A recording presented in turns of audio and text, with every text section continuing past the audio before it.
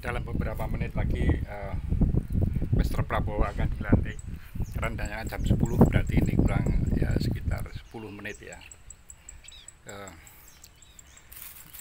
Welcome Mr.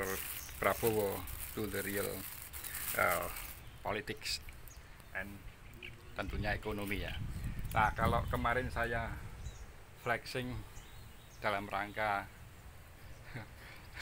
menantang si Erina Gudono yang melakukan flexing, sama-sama flexing. Kali ini flexing saya akan saya buat sebagai welcome party to Mr. Prabowo.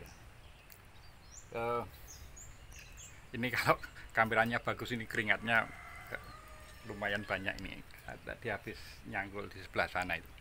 Nah, flexing saya kali ini adalah, kalau kemarin saya makan ubi ubi rambat yang dimasak sendiri. Ini saya tadi sebelum kesini beli ubi rambat digoreng. Nah, ini asli ya, asli ubi goreng.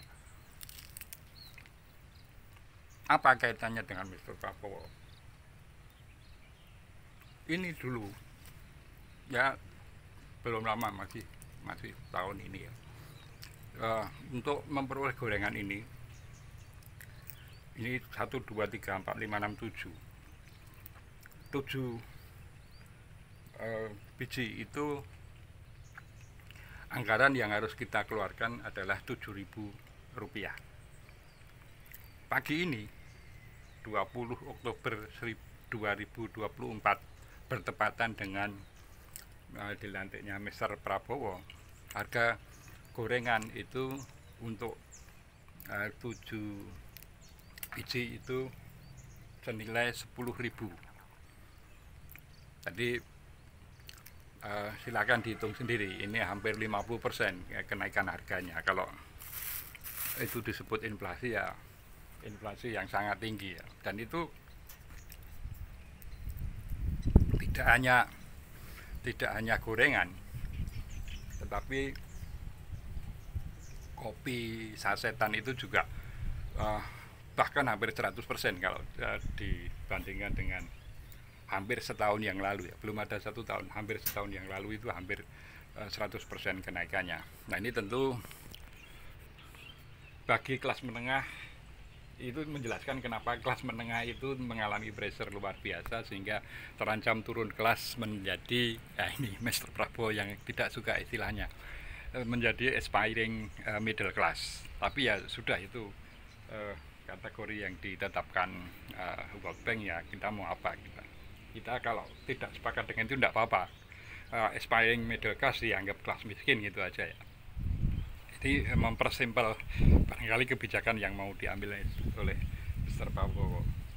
Jadi sekali lagi selamat datang di pentas politik Indonesia. Mudah-mudahan Mr. Prabowo, ini selalu saya ulang-ulang, tidak mati di atas ketidakbenaran, tetapi sesuai cita-cita Anda bahwa Mr. Prabowo akan mati di atas kebenaran, membela rakyat dan kaum miskin. Lah, kenapa kok saya tidak say thanks to Mr. Jokowi?